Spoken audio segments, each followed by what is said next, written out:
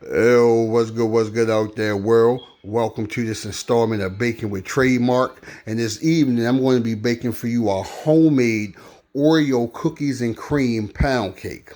And the ingredients are as follows. So, I'm going to be using some Swan's Down cake flour.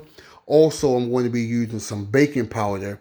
And I'm going to be using some cake batter flavor. Now, anytime I bake a cake and it's from scratch, and if it calls for vanilla to flavor the cake, and I'm not making a vanilla based cake, I'll use cake batter flavor for my mix. But you can use vanilla. I'm going to be using some cream cheese here, and this at room temperature. Also at room temperature, I got 2 sticks of salted butter, and I'm going to be using a half a stick of this butter flavor shortening. It's actually Crisco, like in a stick form. I'm going to be like using half of that. There in the back, I have some milk that I'm going to be adding into my cake batter mix, and I have 5 large eggs at room temperature. And there in the back, I'm going to be using my stand mixer, and I attach my paddle to it.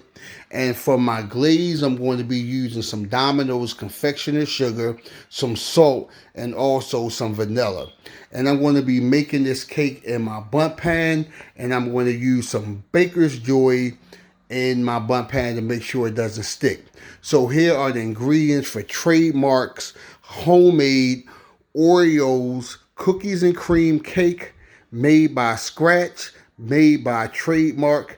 And let's get to this mix.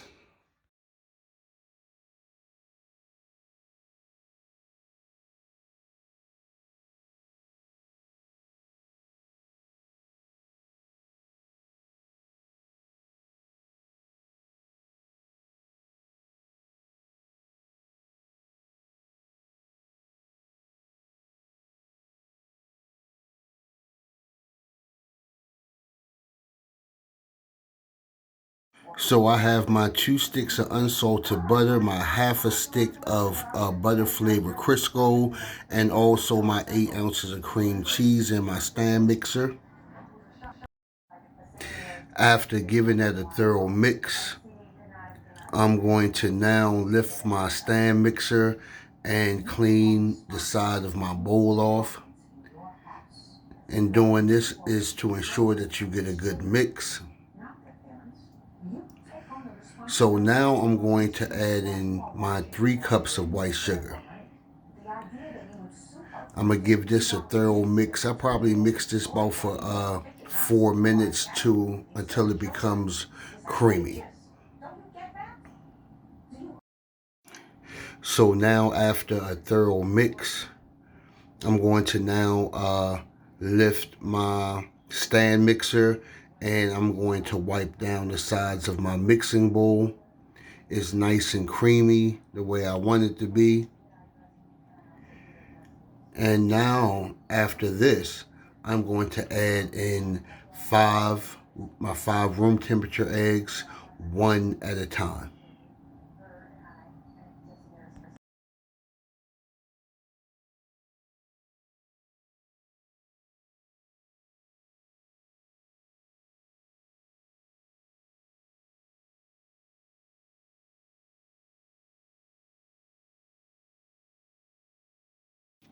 So now that I have my eggs well incorporated into my cake batter, I'm going to once again wipe down the sides of my mixing bowl to ensure that I get a proper mix.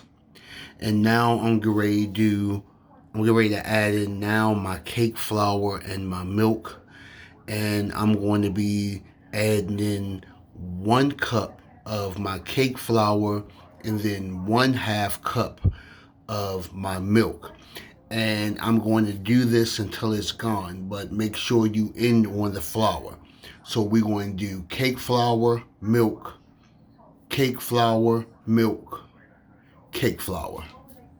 And we're going to do this until we get a nice, thorough mix.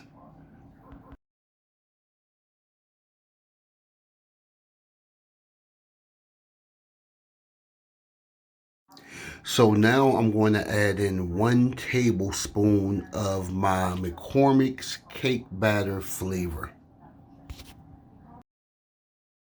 I'm going to let my cake batter flavor get well incorporated. Now I'm going to wipe down the sides of my bowl and give it one final mix. So now my cake batter mix is all ready, and it's time to add in the Oreo cookies. I'm going to add in like a cup and a half of crushed Oreo cookies. That's about 15 cookies. And now I'm going to fold that in to my mix. I'm not going to use my stand mixer for this. And I'm going to spray my bundt pan down with some Baker's Joy.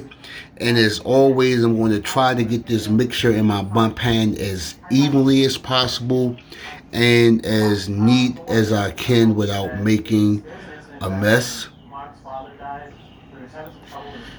So now that I have my cake batter in the pan, I'm going to shake it, tap it on the table. Again, like I said, try to get it even as possible.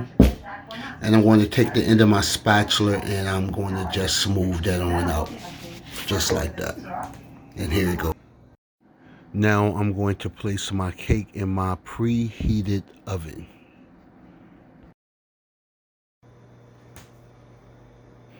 So now that my cake is done, I'm going to give it a 360 so you can see it from all angles.